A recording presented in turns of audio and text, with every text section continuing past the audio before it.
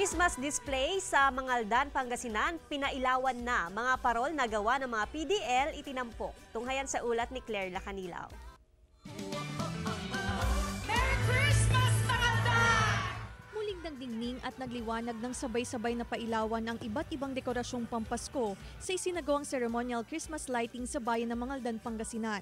Tampok sa selebrasyon ng iba't ibang dekorasyong pampasko tulad ng mga parol na gawa ng mga PDL o persons deprived of liberty. Kinilala ng lokal na pamahalaan ang kontribusyon ng mga PDL sa kanilang mga gawang parol na makikita sa bayan. Makikita rin ang Christmas lanterns at higanteng Christmas tree at highlight sa selebrasyon ng pagpapailaw ng nativity scene na sumisimbolo sa kapanganakan ni Jesus.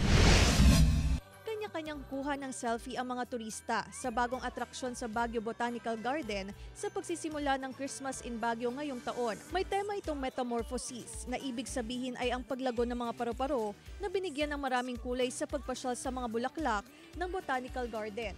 Bukas ang Botanical Garden mula alas 5 ng hapon hanggang alas 12 ng gabi na magtatagal hanggang January 7.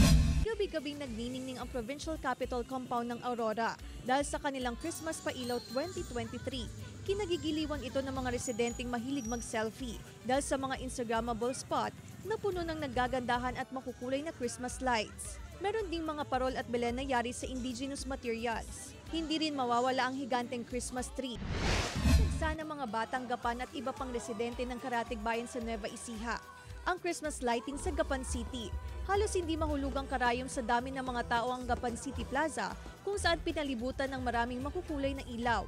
Mula sa mga center island ng kalsada, papasok sa plaza ay nilagyan ng malalaking ilaw na korteng bulaklak. Sa harap ng plaza, madadaanan ng Christmas tunnel at sa loob naman ay may kitang giant Christmas tree.